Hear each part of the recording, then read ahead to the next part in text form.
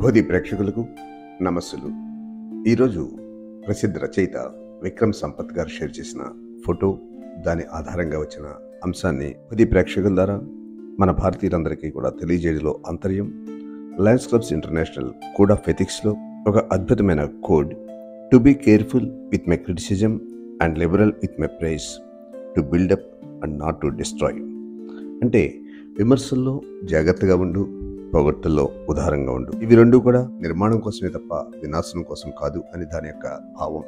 అదే రీతిలో స్వతంత్రం వచ్చిన దగ్గర నుంచి మనం అభివృద్ధి చెందుతున్న భారతదేశం అని చెప్తున్నామే తప్ప, ఎన్ని దాడులు వచ్చినా తల వంచుకుని భరాయిస్తున్నామే తప్ప దాన్ని ప్రతిఘటించడం అనేది ఎప్పుడు మనం చేయట్లా. ఇది ఎందుకు ప్రతిఘటించట్లేదు అంటే, మనకి నరనరాన కూడా హిందువులంతా కూడా పరమత సహనంతో అహింసవాదులుగా మెలగాలని చెప్పి ఒక బలహీనతను మనలో చొప్పించడమే కాకుండా, భగవద్గీతలో అహింసో పరమోధర్మ అని చెప్పి శ్రీకృష్ణుడు చెప్పాడు. కాబట్టి అహింస మానవుని యొక్క పరమధర్మము అని చెప్పి గీతను కూడా ఉదహరించడం జరుగుతుంది. కానీ ఆ గీతలో శ్రీకృష్ణుడు చెప్పిన రెండవ వాక్యాన్ని మనం ఎవరు కూడా చెప్పం. అక్కడ శ్రీకృష్ణుడు చెప్పింది అహింసో పరమోధర్మ ధర్మహింస తథైవచః. అంటే అహింస మానవుని యొక్క పరమధర్మము మరియు ధర్మరక్షణ కోసం చేయు హింస అంతకంటే శ్రేష్టమైంది అంటాడు. అందువల్ల మన ధర్మాన్ని మనం పరిరక్షించుకోవడం కోసం అవసరమైతే అహింసను వదిలి హింసాత్మకంగా దాడి చేయాలి అని చెప్పి దాని యొక్క అర్థం. దానికి సాక్షిభూతమే ఈరోజు నేను అందించబోతున్న ఈ వీడియో. ఈ ఫోటో ప్రసిద్ధ రచయిత విక్రమ్ సంపత్ గారు షేర్ చేసింది. ఇది ఆపరేషన్ సింధూర్ ప్రారంభానికి కేవలం 4-5 గంటల ముందు తీయబడింది. ప్రధానమంత్రి నరేంద్ర మోడీ ఏబీపీ లైవ్ సమ్మిట్కి హాజరైనప్పుడు ఈ చిత్రం ఆయన సమ్మిట్కి వచ్చిన అతిథులతో మాట్లాడుతున్న సమయంలో తీసిందే. విక్రమ్ గారు అంటున్నారు, ప్రధానమంత్రి మాతో ఎంతో సన్నిహితంగా మాట్లాడారు. మాలో చాలా మందిని పేరు పేరున పిలిచి వారి కుటుంబాల గురించి కూడా అడిగారు. ఆయన ఇంకా ఇలా చెప్పారు, ఇంత పెద్ద ఆపరేషన్ ముందు ఉన్నప్పటికీ ఆయన ముఖంలో ఆందోళన కానీ ఒత్తిడి కానీ కనపడలేదు. ఇది నిజంగా మనం నేర్చుకోవాల్సిన విషయం. మొత్తం విషయం తెలుసున్న తన బృందం ప్రతి నిమిషం అప్డేట్స్ ఇస్తున్న ప్రధానమంత్రి పూర్తి స్థితప్రజ్ఞతలో ఉన్నారు. సమ్మిట్లో గంటపాటు తన సహజమైన చురుకైన హాస్యభరితమైన శైలిలో ప్రసంగించారు. ఆ తర్వాత కూడా అతిథులను కలిసి వారితో అట్టడుగు నుంచి మాట్లాడారు. ఎటువంటి ఒత్తిడి లక్షణం లేదు, స్వరంలో మార్పు లేదు, మామూలుగా కనిపించే ధైర్యవంతమైన భాష్యమే. తన గంటపాటి ప్రసంగంలో భారత్కు నీటి వనరులపై ప్రత్యేక హక్కులు ఉండాలన్న విషయం ఒక్కసారి ప్రస్తావించడం తప్ప పాకిస్తాన్ గురించి ఏమీ మాట్లాడలేదు. ఈ విషయంపై అనేక బుద్ధిజీవులు తురమరసిన వాసననే పసిగట్టి పచ్చబొట్టులా మారేవారు ఆయనపై విమర్శలు గుప్పించారు. వాళ్ళకి తెలిసింది ఏమీ లేదు, అయితే ఆయనకు తెలిసింది ప్రతి విషయం.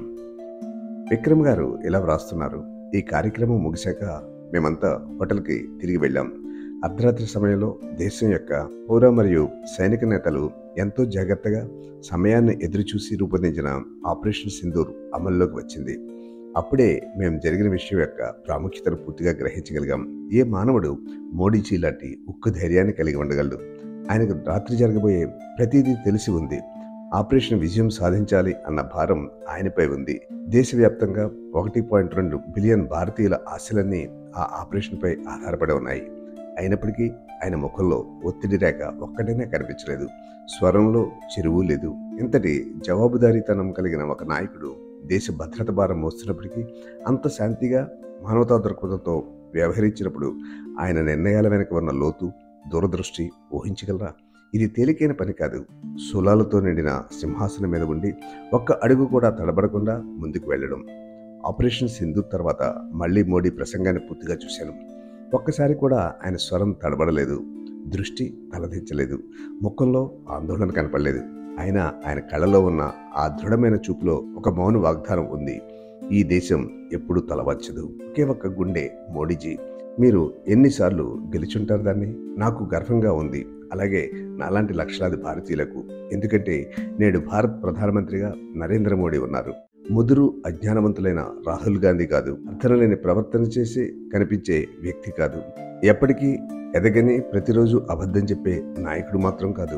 మేము భారతీయులం నిజంగా అదృష్టవంతులం. ప్రపంచంలో చాలా దేశాలకు ఇంతటి నాయకత్వం కలగదు. అందుకే వీరిని సమకాలీన జనకుడు అని సంబోధించడం జరిగింది. జనకుడితో పోలిక అనేవారు లేకపోలేదు, కానీ జనకుడు అన్నది చదివిన గతం. ప్రస్తుత అంశం మాత్రం చూస్తున్న వర్తమానం. అందున ఎవరు పడితే వారు సోషల్ మీడియాలో అతి సునాయాసంగా విమర్శలు, అదేవిధంగా తెలిసి తెలియని అంశాలు చూపించే స్వేచ్ఛ ఉన్న ప్రస్తుత తరుణంలో ఇట్లాంటి నాయకుడు జనరంజకుడు కావడం అనేది నిజంగా కలియుగ జనకుడే అనాలి. ఈ వీడియో మీకు నచ్చితే దేశం కోసం, దేశ పటిష్ట నాయకత్వం కోసం మిత్రులకు షేర్ చేయండి.